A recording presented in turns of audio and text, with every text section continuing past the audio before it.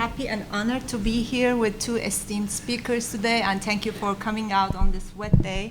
As Sanjeev was saying, a challenging day to reach anywhere. So, we were talking and speaking about the craft of city design with my colleagues and our students in classroom environments.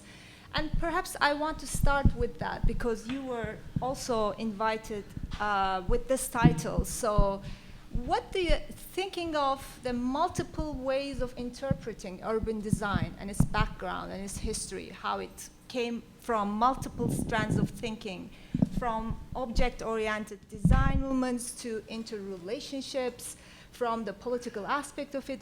What do you make, first of all, simply of the word or the concept craft of city design? Just maybe 5 minutes of introductions before we go into that. Or do you want to see the slides first? I mean, you can do the slides with that, yeah.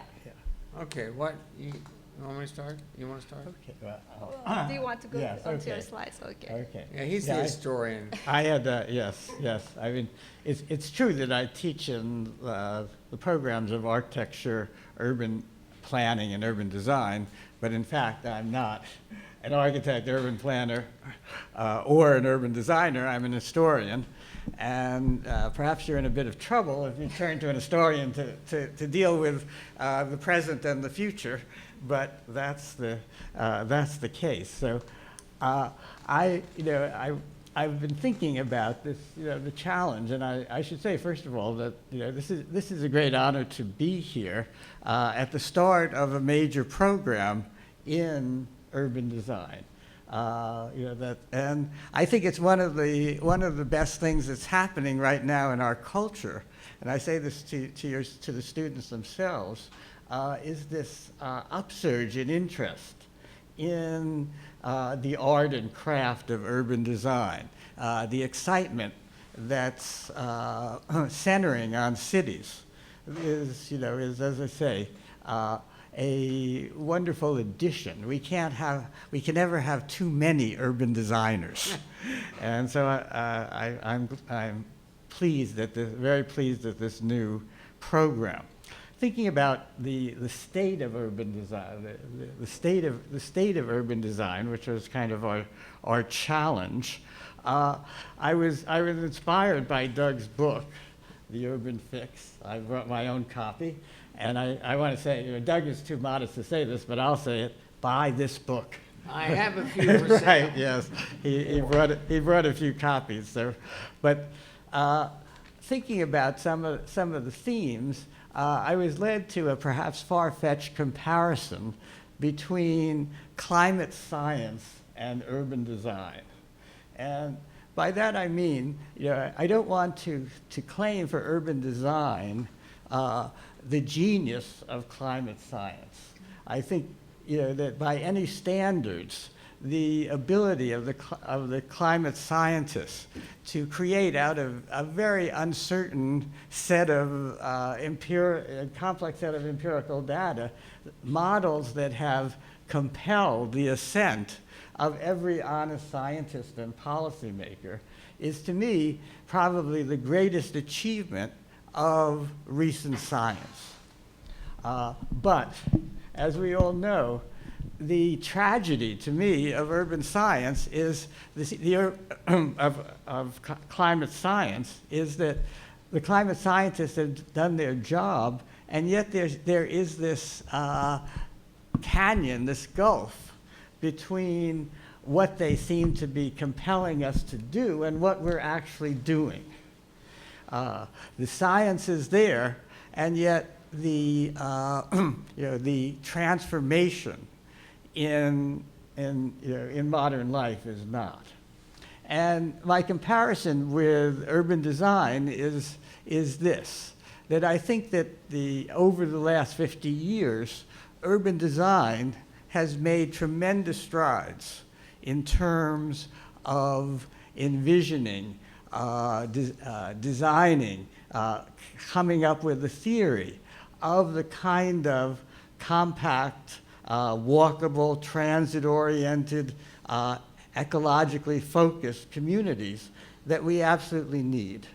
And yet, the actual impact of this, of this degree of urban design has not been seen. So I just want to, as a kind of proof, I think, of what urban design is capable of, I just want to show you. We were asked to present, 10 slides or something of that sort. A community perhaps many of you know, and that's Hammarby Sjöstad, about 3 miles southeast of Stockholm. A new town that was started around 1997, 1998, and to me, I happened to visit Stockholm for the first time 2 years ago, thanks to our mutual friend Tigran. I only saw this place then, and I was simply blown away by the way in which they'd really put everything together. And what to me is most extraordinary is that it wasn't done as this kind of demonstration project by architects with unlimited budget. It's a real place that was, essentially planned by the Stockholm municipal planners, built by local developers, to show, essentially, let's see what we have here. This is the master plan, to basically show that yes, we can build relatively dense, walkable communities that are ecologically conscious, transit-oriented development, that all of these things really do fit together. The basic concept was it's a kind of critique of the earlier Swedish new towns that by our present standards were far too dispersed from the center, far less dense than they could have been to create real communities, to go back in many ways to the density and the basic courtyard design and quadrangle design of the traditional Stockholm. In other words, to reproduce something. This is an older street in the center of the city. Here is Hammarby, in which a kind of medium density, a wonderful approach to the ecology of water, especially, and recycling of water, a whole. I think what Hammarby shows is that the different elements of urban design really can really come together and be mutually reinforcing, an important point that Doug makes in his book, Urban Fix. So this is walkable, this is mixed use with jobs. The city built an extension of their light rail, their wonderful light rail system, right to Hammarby, so that which connects to the subway system. As I say, it's mixed use at the level of the buildings. Tremendous attention to these courtyard designs that have both a density as well as open space, sunshine views down to down to the lake.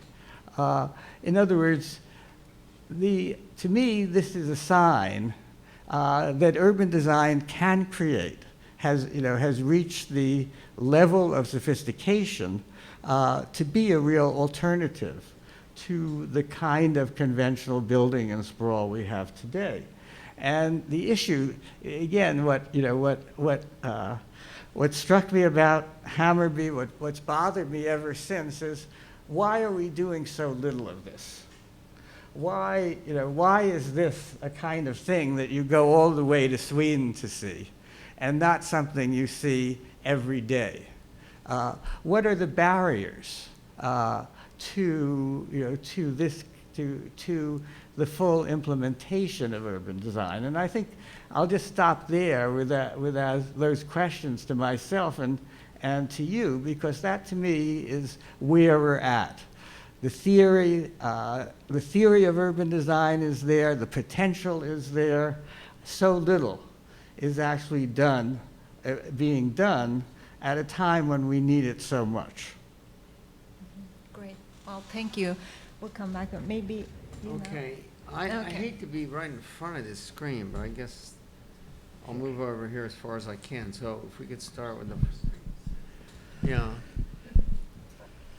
Okay.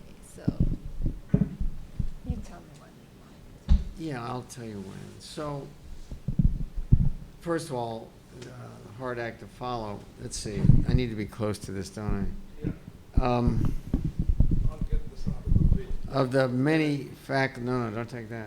Okay. All right. Of the many, now you can have those.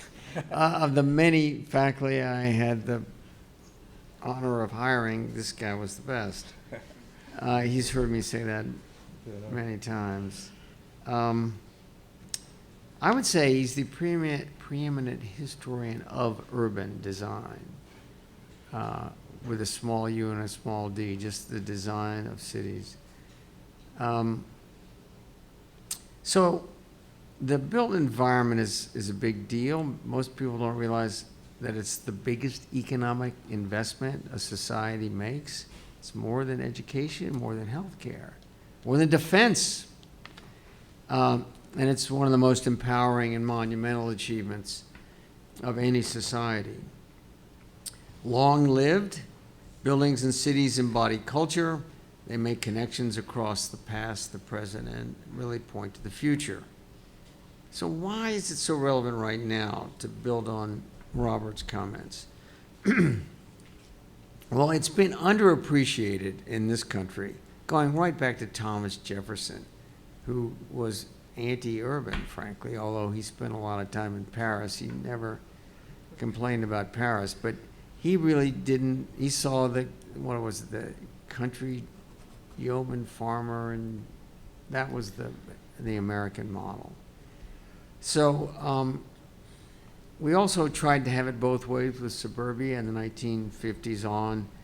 You know, we could have cities and suburbs, we thought. Didn't really work out.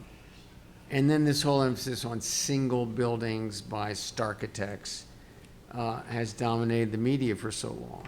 Here's your city, an example of some great urban design, a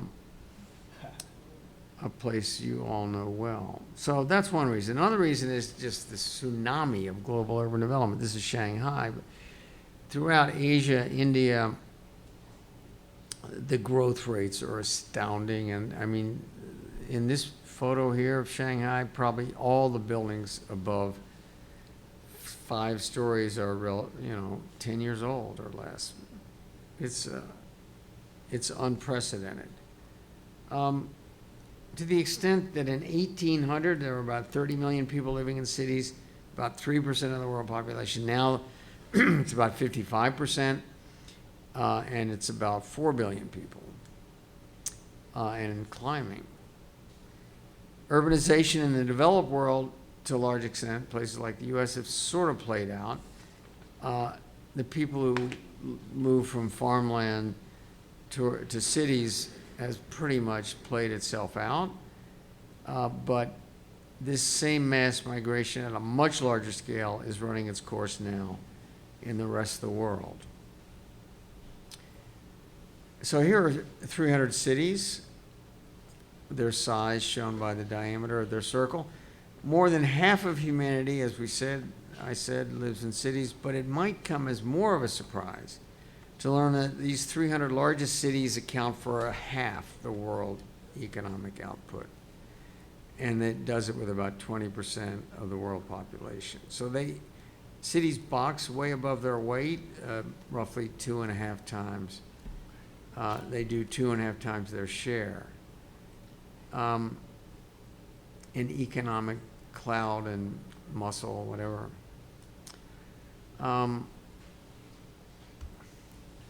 China is developing megacities at 10 times the U.S. rate, and in spite of their recent one-child policy, they still aren't having even though that's been repealed, they still have small families. By 2050, developing world cities are projected to gain 2.3 billion people. That was on top of 4 billion already. Many of those people will move to makeshift settlements, favelas, whatever, informal settlements on the edge of existing cities, tripling the urbanized land area in the developing world. There's a big interchange in China below. You can, how many people have been to China? Yeah, it's pretty remarkable. How many people are from China? Nobody, okay. It's unprecedented. And it's pretty fast growing also in Central and South America. This is Mexico City. It goes on forever. It's bigger than Metro New York now, I think. One of the biggest cities in the world. And the third reason is this ecological crisis we're in, climate change. That term has changed. When I was in school, we were talking about energy after the oil embargo of 72. It was energy, and then it was about environment, and then it was about ecology, and then it was about sustainability, and then resilience and climate change. It's interesting how the term has changed, but the idea is basically one continuous evolution. So climate change is the big deal. This is Boston with a not that big a sea level rise. We forget that much of Boston is built on landfill. There are many cities, coastal cities all over the world that are threatened by sea level rise, and not by major sea level rise. And we know we're threatened by more flooding because there's more, as the air gets warmer all over the planet on average, it can hold more water vapor, so it can have bigger rainstorms, and you've read about forest fires and drought and wind and so on. It's just getting, I would say extreme weather is the way to describe it. It's just getting more extreme in every way. That's weather, that's not climate. They're two distinct things, weather being a local manifestation of climate. So cities account for more than 70% of global CO2 emissions, and they consume 2/3 of the world's energy, and yet they're good. How could they be good? That's my last slide. So I'll have to extemporaneously tell you why they're good. It's because people who live in cities have smaller eco footprints. Why? Well, they live in smaller dwelling units which share walls, floors, and ceilings with other units, so there's less energy to heat them and to cool them.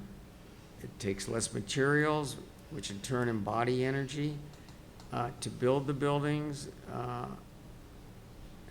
So the buildings are better, but most importantly, people can walk and bike and take transit more, transit-oriented development, which came out of a design charrette we did at the University of Washington about 30 years ago. Originally called pedestrian pockets and then later changed to TOD. That all started at an academic charrette, which was focused on urban design. So transportation is a big chunk. Americans have, of all the pies that are sliced around the world, transportation's biggest in the United States. Close to 30% of the energy pie. And that's because we are auto-dependent, not just in the suburbs, but throughout the city. Not so much in Chicago. You're lucky to have this wonderful transit system, which I was going to use to get here, but I actually, because it was raining, didn't. But I used it yesterday when we went to a big event in honor of the Center for Neighborhood Technology. Scott Bernstein. Do you know the Center for Neighborhood Technology? If you don't, you got to know about it. It's world class. Scott co-founded it. They had a big anniversary last night. John Norquist was there and others. John, we're lucky to have here, the former mayor of Milwaukee and former head of Congress for New Urbanism. an asset that I hope your program takes advantage of, as well as Scott. So transportation, heating, lighting, actually lighting buildings is more expensive in cities. It takes more energy because the buildings are more compact and mixed use. There's not as much daylight. Suburbia does have bigger windows and more daylight. But these bigger buildings take more materials to build and to heat and cool. So it's mainly about transportation and about how we live, density, compactness. It's got to be mixed use density though, so people have places nearby that are worth walking to, places they want to walk to. Have you heard of Walk Score? How many people have heard of Walk Score? How many people know their Walk Score? It's a good thing to do. Go to mywalkscore.com. You can do it very quickly. We live in downtown Ann Arbor, which is actually quite urban. We have a Walk Score of 99, which is about as high as you can get. I don't know if there's any place in Chicago that has a Walk Score of 100. There are some places in Manhattan that do. So even in little downtown Ann Arbor, the Walk Score can be extremely high. But does anyone have a Walk Score above 90 in this group? Okay, above 95? How high? 97. So you can imagine 99. I'm pretty proud of that. We hardly drive anywhere. About 3,000 miles a year. You can also get your bike score and your transit score at that site. So transportation, the buildings themselves, industry is the other big slice of the pie, and industry is getting cleaner as well. So cities are a big solution. Now, in the developing world, what happens is people are still moving from the countryside, from farming to the city. And when they move to the city, their income goes up dramatically. So their footprint goes up. But their birth rate goes down faster than their eco footprint goes up. In other words, they're richer, they buy more, they spend more on fuel, this, that, and the other, but their birth rate goes down because children are a liability in the city, they're an asset in the countryside, and the birth rate goes down faster than their consumption goes up. So these people migrating to cities are helping the planet. This is a major revelation I came across writing this book. Perhaps, maybe can we open... That's enough, yeah. No, because this brings up a really interesting scale question, which I had in mind. So that's a great seg into that question for both of you. I know in your works, you did comparisons with grids of Dubai and Manhattan, the grid systems comparatively, globally comparative, and you have talked about how the suburban division, despite all its dysfunctions, is still a resilient substructure. And you said maybe archipelago of different uses and neighborhoods could be the future solution. So you're talking about really about an expansive, massive urbanization on one hand, and best practices like the one in Stockholm, so the neighborhood scale. So how should we actually prepare future urban designers for a scale of intervention when we have this complicated question of having both the massive urban sprawl on one side and also having a chain of network of archipelagos working together? So what should be the scale here, like, of intervention for any future urban designer? What should they keep that in mind? Okay, well, I think a key scale element is the walking radius of the human being, and then maybe the biking radius. That should... At places where that's not the option, like where? like walking, still you think walkability is a good scale of intervention for urbanists. Right. Okay. So, I mean, I think those two radii are good measurements. The auto radius is irrelevant and a disaster because, you can drive forever. Maybe how long it takes to go on how far you can go on a bus in 15 minutes might be another radius. But it gets back to the human being moving through space with his or her own power on foot or on a bike, I think. That's the basic fundamental. Okay, I might move to a larger and more metropolitan scale, and I should acknowledge that we have sitting right in front of me Bob Rubin, who's not only the most provocative thinker, I would say, on suburbs and suburbanization, but has perhaps would dissent strongly from what I'm about to say. But to me, the essential wisdom of urban design, really, like everything I do, goes back to the 19th century utopian Ebenezer Howard and the Garden City movement. And Howard, what Howard was saying is that the right way, we're going, as Doug was saying, the right way, we're going to expand the cities. And it's actually, in its way, a good thing. It's a necessary thing, whether it's good or not. But Howard's message from back in the 19th century was, you don't simply sprawl out, but instead there is this more complicated relationship. In other words, you expand outwards, but in the form of relatively compact, walkable communities. That was the great, to me, that was the great lesson of Hammarby. That yes, you can, that scale, to me, is the right one. And I think that even a place like China, where you say, well, they have to have these massive buildings. If China had the right kind of regional planning, the Hammarby scale would work fine, I think. That, sprawl in the United States, these massive, inhuman tower blocks in China are, in a sense, embodiments of the same error, the inability to think in this complex way. You have to expand, but also maintain the human scale, as Doug says. Yeah, and by the way, some of those super blocks in those Chinese cities have within the super block shops, schools, clinics, and so on. So there's a certain amount of walkability within the block, but not between the blocks. They're big rivers of asphalt that usually have pedestrian bridges to cross.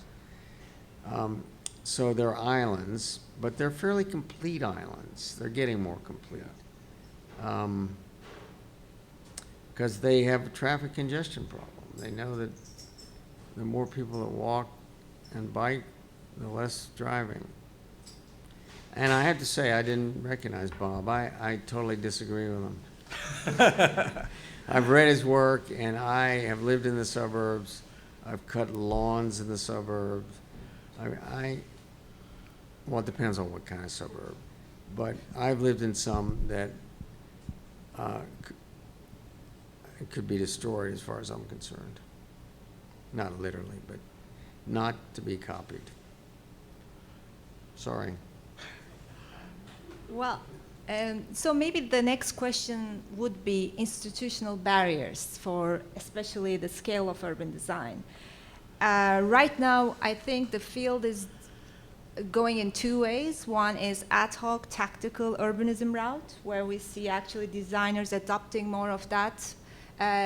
But there's also a critique of that, saying it reinforces the neoliberal agenda in the sense that it accepts the state or the municipality or the city to withdraw completely, and based on this opening up of new space for designers. So how much of it is our responsibility, and what's the institutional barrier here for going forward, embracing places like the model communities that you mentioned? So what part of the institutional problem you think is the biggest obstacle for specifically urban design? Because architecture and urban planning, I want to kind of separate them here, but the position of urban design, I think, is unique in the sense that it doesn't have this clear institutional attachments like the other two does. So, what do you think the main institutional barrier here. I mean, more of the young urban designers go off and become tactical urbanists, create their ad hoc solutions and work with communities, but do not really create a mainstream impact or an impact on the legislative structures of how cities should go forward.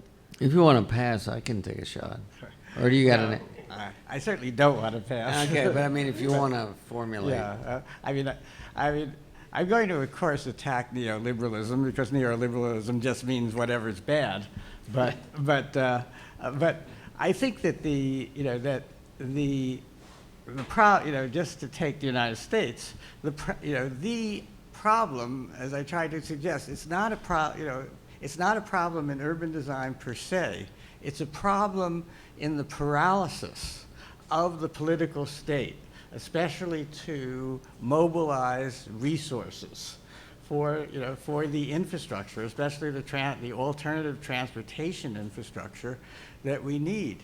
And again, I'm in awe of Eisenhower and what the 1950s federal government accomplished with the interstate highway system, in the sense of providing a transportation backbone.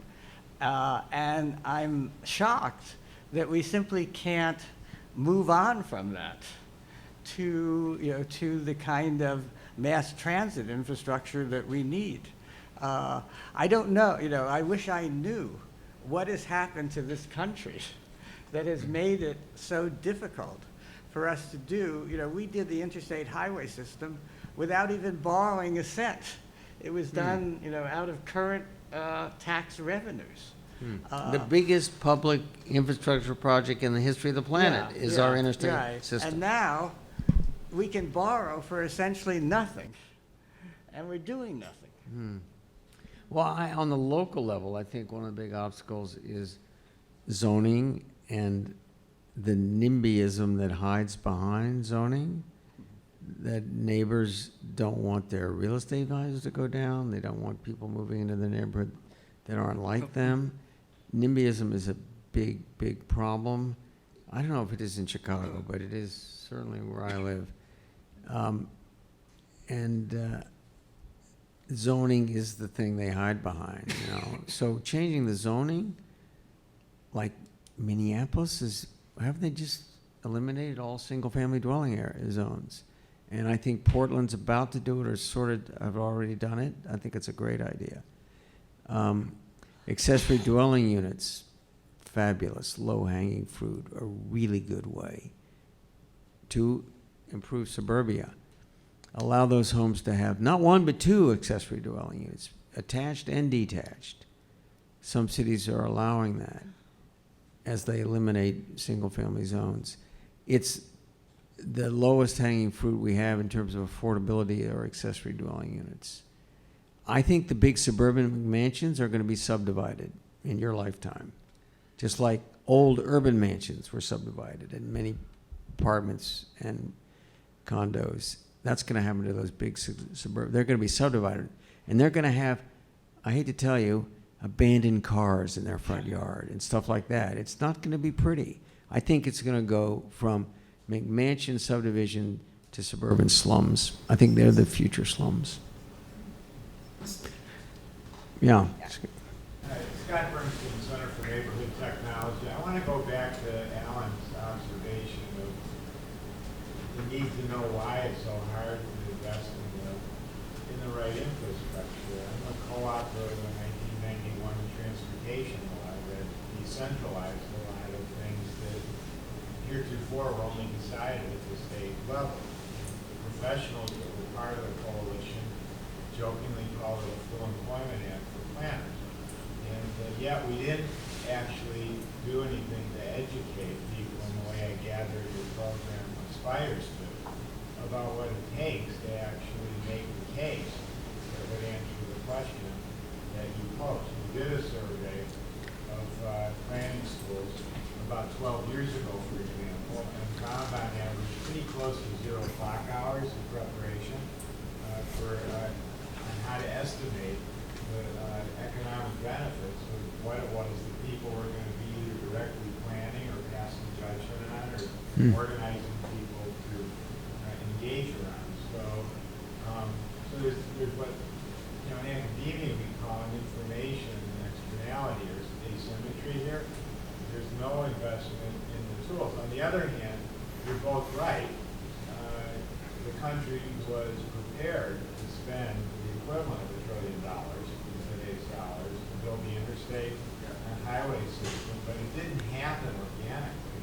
I mean, there was a very well-orchestrated campaign on the part of the engineering and construction trades to make the case it would pay. Everybody should have to read Eisenhower's statement to Congress on why we should do this. He had the numbers all there that still drive us all into frustration today when we equate congestion reduction, time savings, less costly repair on the cars, nothing about quality of life, quality of place. So we've got an obligation, it seems, to correct that if we expect not only to create meaningful employment for your graduates here, but also to actually participate in leading the charge towards a better set of outcomes.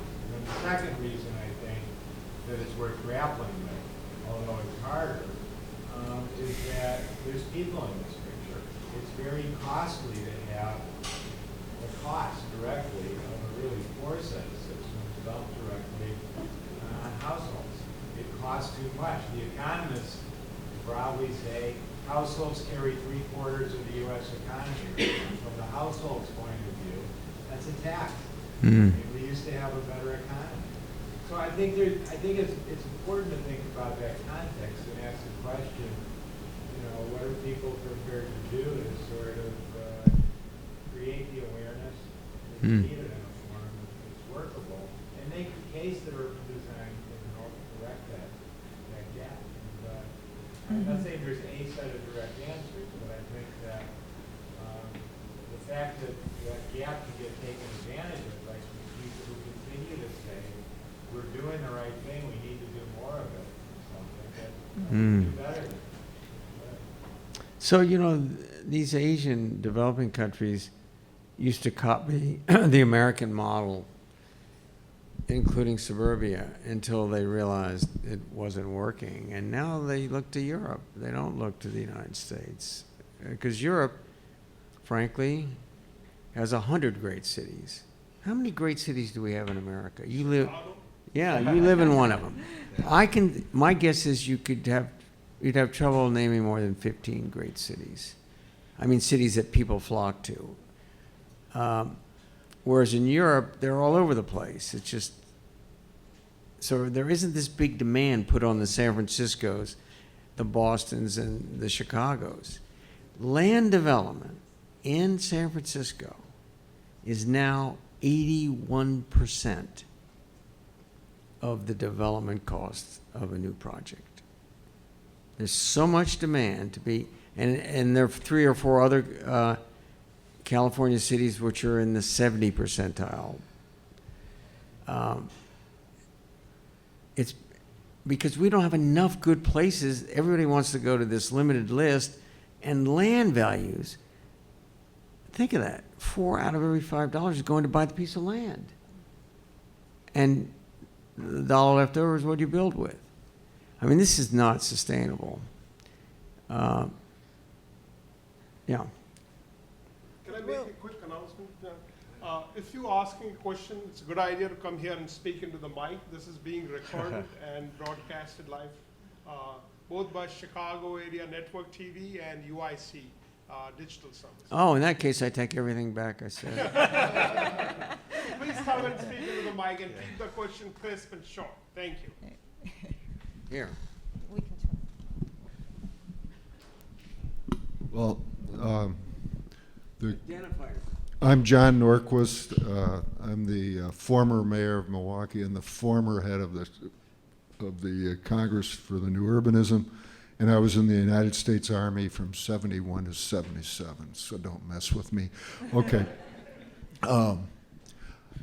To answer Bob's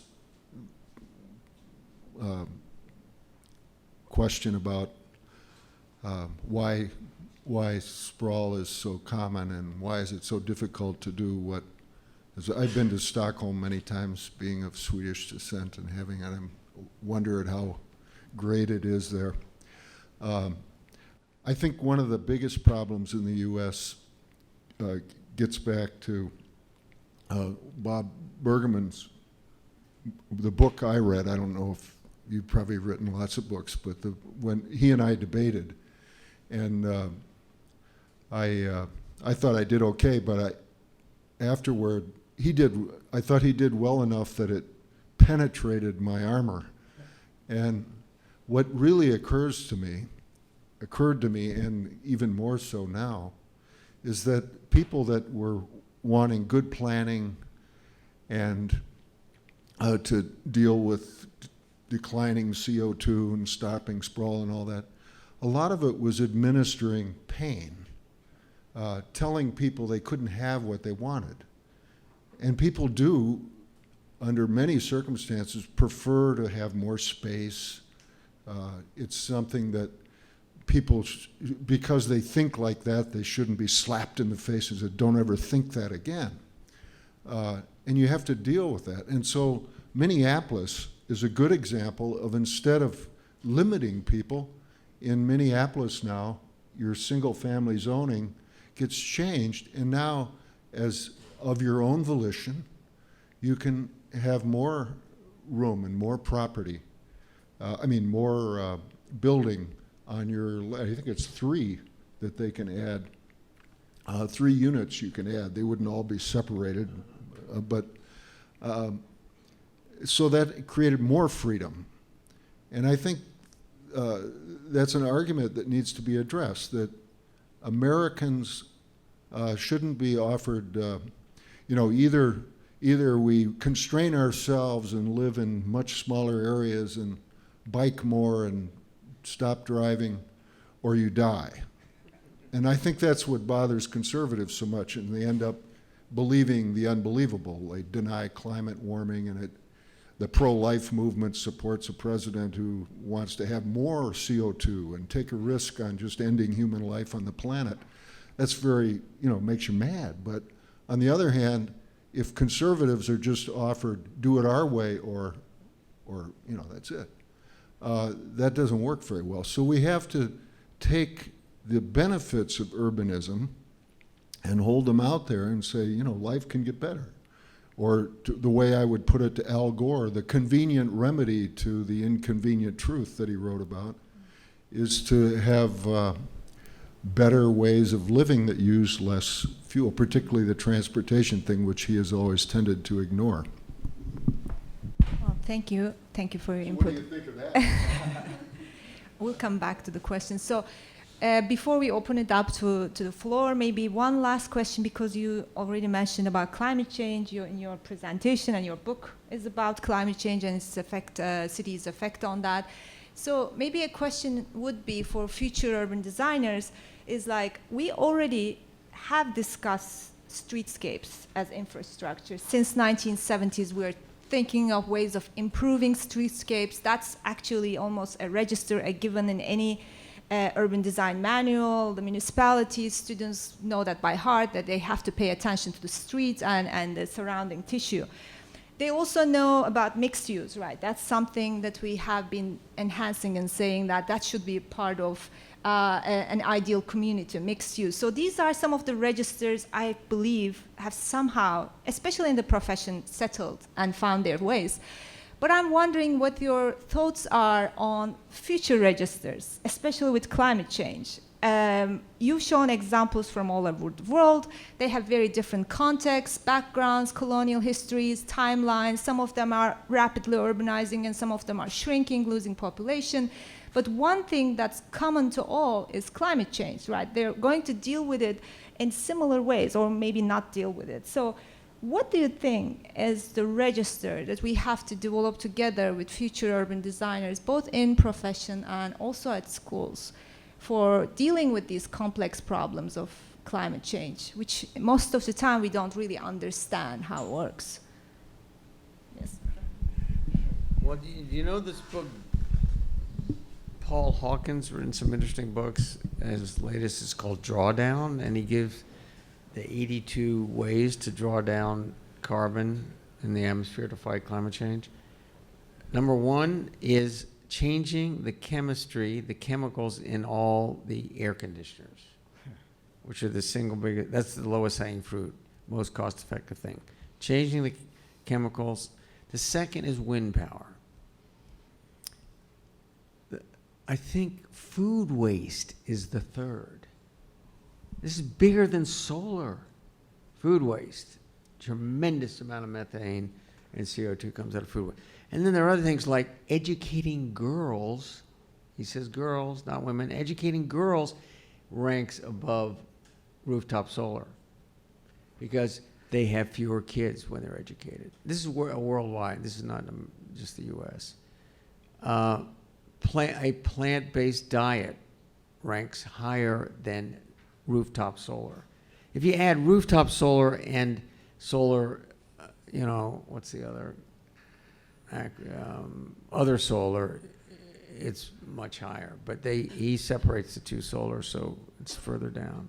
But who would ever guess that education, food waste, a plant-rich diet would have such an immense impact on solving the carbon problem? The rest of the list is fascinating as well, but people were shocked. And yet he had a team of 170 or so PhD students working on this. I think it's pretty authoritative.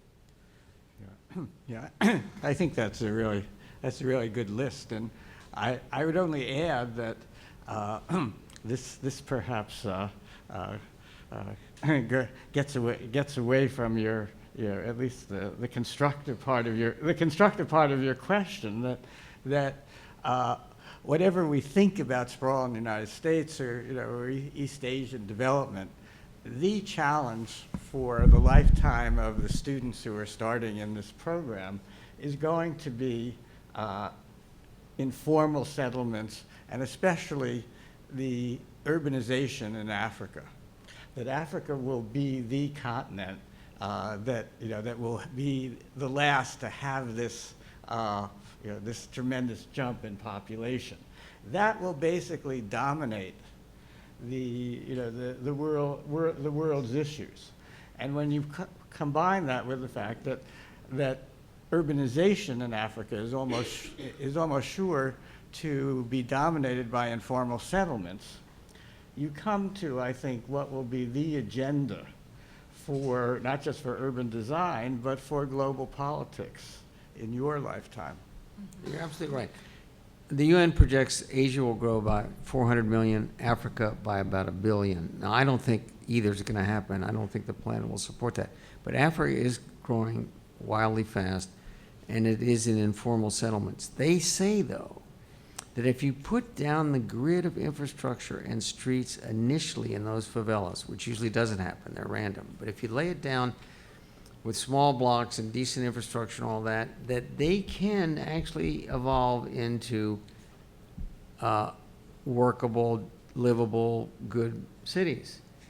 It's just when they start out in a scattered format that they're really hard, then they get invested in that, and it's very hard. So if they have the presence of mind to lay it out, even without the pipes, but at just the right-of-ways, they can evolve. I mean, after all, the cities in Europe that we love started out as poor communities initially. So I don't think the favelas necessarily are a problem if there's some intelligent planning at the outset, which will have to be done by the government. I don't think the inhabitants themselves have the time or wherewithal to do that.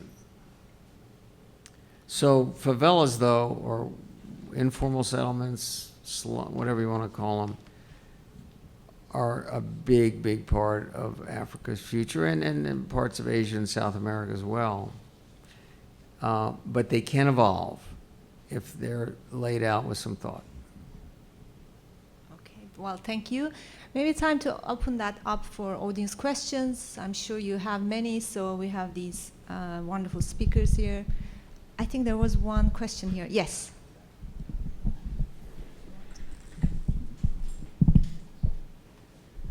Hi, my name is Bridget Williams, simply a member of the public today. Earlier you responded to the institutional barriers of replicating something like Hammarby.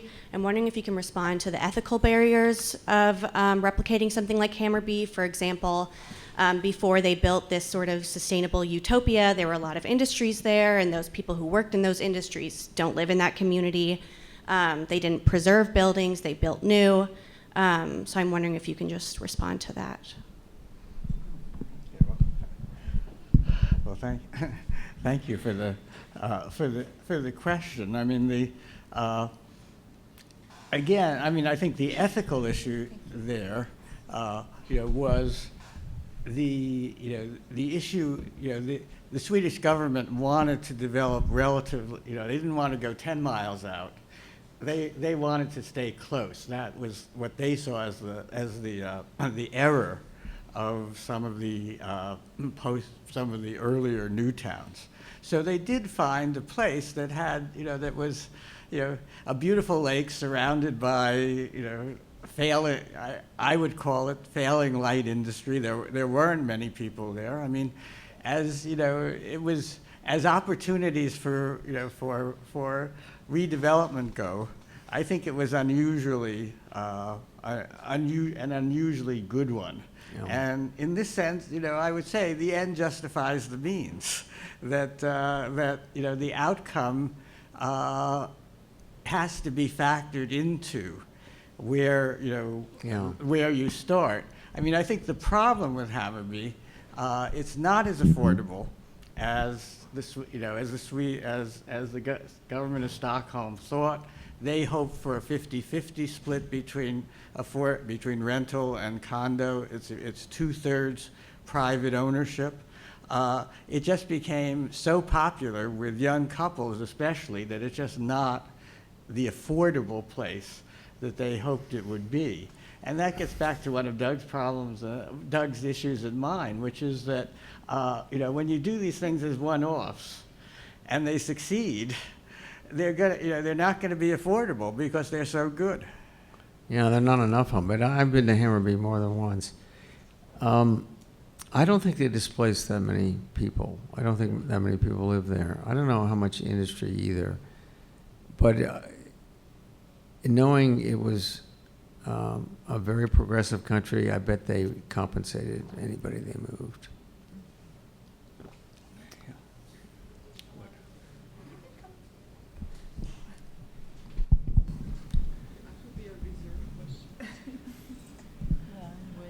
Very much for all the presentations and discussions so far. Very interesting. One thing that struck me as I think we started the discussion is something that Bob mentioned and showed actually that place that is, I don't know if it's periphery of Stockholm or close enough. It's part of that metropolitan region. And what really struck me is that that was the everyday, I would say, the environment of everyday life. It's the environment that actually takes most space. That a lot of attention in terms of design, possibly even planning, is given in terms of high quality is given to places of gathering like plaza or main streets and so on.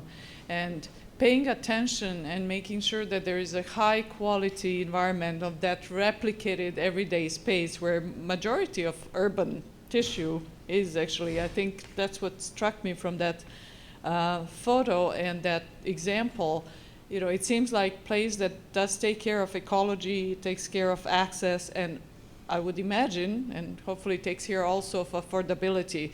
But that's the massive, actually, if you think of the proportion of urban environment, that's that everyday place, and actually paying attention to the craft and making those places high quality.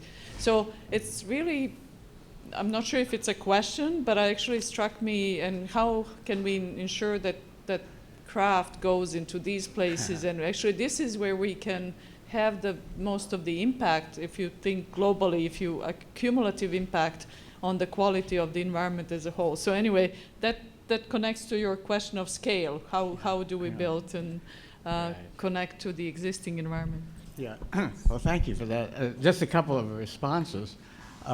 In terms of the craft, what strikes me about this particular example is that the municipal planning and design offices were allowed to do their thing, and were allowed to really think through these issues. And again, I think we underestimate the degree of expertise and idealism that exists in virtually every planning office, certainly in Sweden, and most tragically also here, that so people are so little given that opportunity.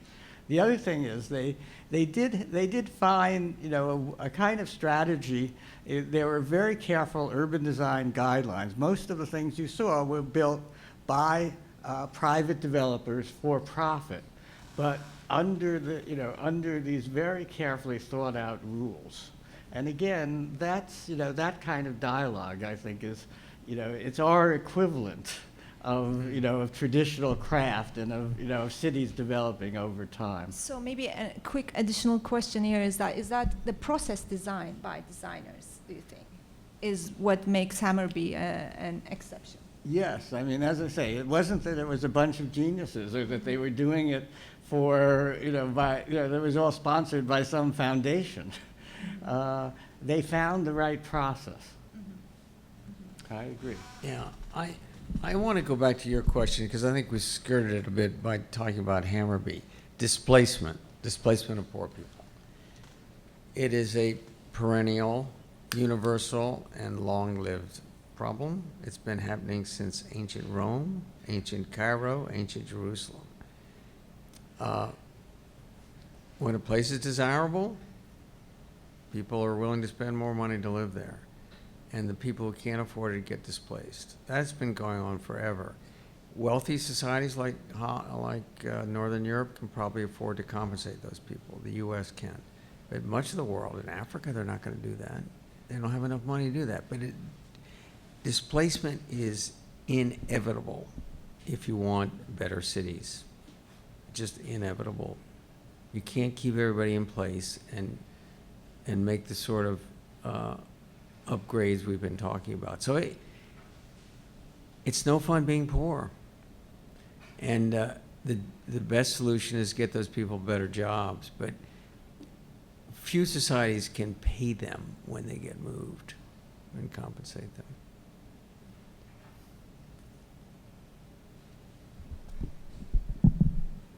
I'll just sit here.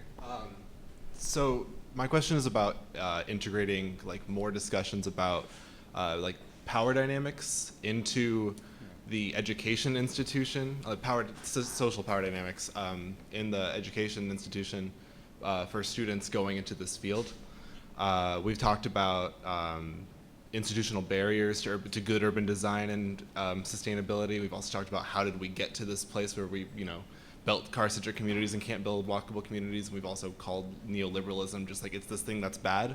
And I think that's where the institutions like UIC and most of the ones that aren't UIC do a really bad job of really stopping at that point, right? This is neoliberalism. We get a mild critique of power dynamics and capital, and we stop a bit right there, right? UIC is lucky enough to have a course on political economy by Rachel Weber that I think provides a framework that is barely touched on throughout the rest of the courses that I think need to be informing the rest of the classes that we take. And I think the result of not integrating an idea of political economy into our studies results in a culture of how did we get here, right? Not understanding our context, and that leads to, our global politics being dominated and held hostage by white supremacists or whatever you want to call it, right? We don't need these buzzwords necessarily to understand this problem, but how do we institutionalize more of a nuanced understanding of the power dynamics that us as students are going to be walking into that I think academics feel really comfortable talking about, but we're going to go into a community meeting and some person's going to stand up and the analysis that they're coming from is just dog whistles for racism, and we're not going to, and if we're not prepared to go into that environment and have an understanding of what we're encountering, I think it's doing a disservice to the entire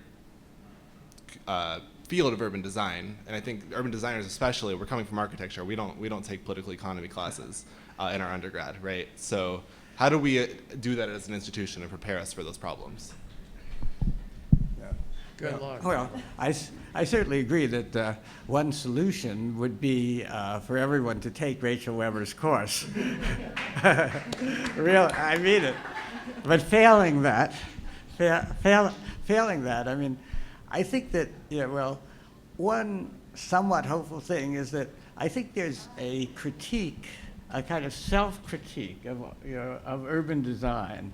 And since I'm not an urban designer, I can say this, that the to me, the kind of inherent weakness is just the faith that a good design solves the problem. A faith in the rendering. You can come to the right rendering in the plan, and that's it. And so many of our, say, socially engaged studios, you come up with this wonderful plan, this wonderful rendering, and then you walk away because the semester is over. And to me, the solution, though it's a very hard one to do in the context of of academia, is long-term is making, as part of the study of urban design, long-term engagement, with specific communities, where the idea is that you're going to learn from them. In other words, that they, that you're not there to provide the solution. You're there to learn from them and to perhaps help them in the way they want to go. And I think if that experience was part of every urban designer's education, that would at least be a beginning. And that requires a skill set, unlike urban planning. You have to be able to conceptualize and create in 3 dimensions. Planners are more policy-oriented. Architects are entirely preoccupied with form, but why we need urban design, it bridges the two, but it does it in 3 dimensions. That's the difference between that and planning. So it's important that the urban design studio be 3-dimensional, but at a larger scale than the individual building. That's the whole point. It's 3-dimensional at a larger scale than an ensemble of buildings or an individual building. That's in terms of skill. These bigger, deeper issues of, political, social justice and so on, I mean, they're beyond our scope probably today. That's a bottomless pit of questions, but you obviously have to be concerned about that.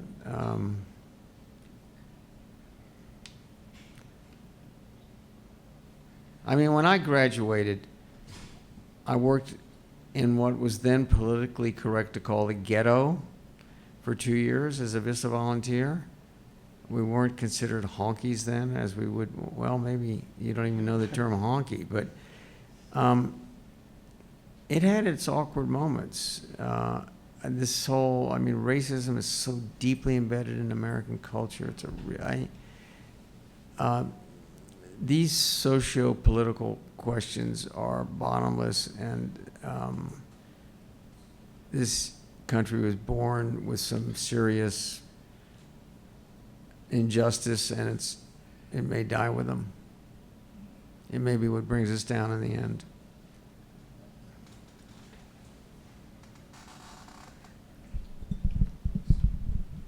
Hi, my name's Trevor. I'm in the MCD program, trained in architecture.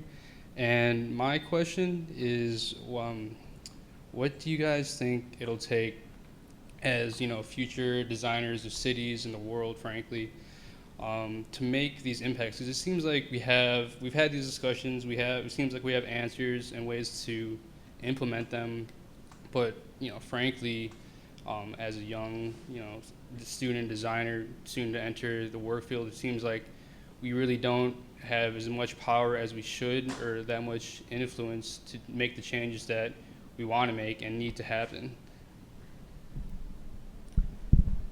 I mean, designers have never had that much power, whether it's at the architectural, urban design, or planning scale. They're instrumental instruments of bigger sources of power and wielders of power. It's just another ongoing give and take, that you do your best in that tug of war.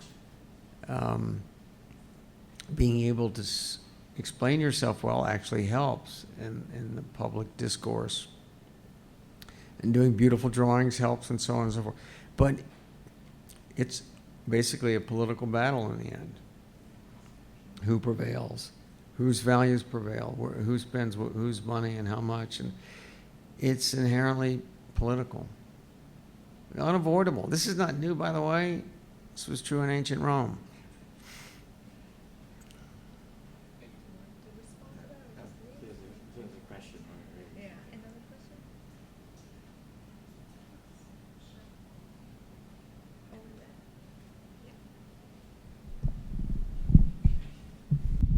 Thank you very much for a very interesting discussion. I had a question about maybe the point is that when we talk about urban design, we are trying to make a new experience for the people who are experiencing environment. And a big part of people's involvement with the environment is transportation infrastructure or mobility infrastructure. Most of the discussion that we had about urban design and transportation infrastructure was about TOD. What do you think would be the next step? Can we talk about influence of urban design inside the trains or in different stations rather than only TODs? Well, I mean, station design is within the architectural realm. Transportation systems are within planning, and urban design somewhere in between. You mean, how do we get to the scale of design? Is that what you're saying? I'm not. Well, my point is, when we talk about urban design, we are talking about, in my perspective, is the involvement of people in the public space. And when they are outside of the Public realm, yeah. Yeah, and then most of their time, they're expressing that time in Yeah, this is a good question. Usually, urban design is concerned with the public realm, public space, and yet we spend more time in private space. And that's more in the architect's realm, in interior designer's realm. So when you walk through that door, whether you're going inside or out, there's a big change. I think we just need better architects and better urban designers and planners who can make that jump. Craft, someone asked about earlier. Craft to me is primarily exhibited at the smaller scale of the actual building and interiors. So we need that. It's just a continuum that we need people to bridge across, and urban designers are bridgers more than architects. But I'm not sure, I don't think I'm answering your question. You want higher quality interior space? I want the integration of inside and outside In- discussion of urban design. So I don't think that we are going to get down to changing transportation infrastructure discussion of urban. The way I interpreted your question is like how we can extend the impact of urban design from the public realm into places like transportation, where people actually public transit, where they spend most of their days at. So like how can we think of new smaller scales of engagements, right, in urban design, which doesn't stop in the park or the square or the station space, yeah. Is there a way to think around that? Well, just to start from the way to think about it, to me, one of the most remarkable exhibits in the Henry Ford Museum is the Rosa Parks bus. They actually have the bus where she refused to sit at the back, and it reminds us that that space is public space. That is, that in some ways these, the spaces of transportation are our most important, public transportation are our most important public spaces. That that a certain kind of interaction takes place that doesn't take place anywhere else. And I think when you look at it in that way, you see the quote unquote transit system in a different way. And what to me is one of the most hopeful things is that I think a lot of people are seeking out transit because they want that public experience. They want to make it, they want a deeper connection to the city precisely by being on the streets and in the buses, on the subways and so on. And that is, I mean, urban design has one great thing going for it, and that people really love cities. And, that you will have, in terms of skills, at least the potential to give them what they love. Yeah, I mean, people watching is as natural as bird watching in the countryside. I think the urban experience is so multifaceted and so thorough, but I've just run out of gas. This is my second conference today. Sorry. Running out of gas is not a bad thing, though. Drive less. Any more questions from the audience before all of us run out of gas? Yeah, okay.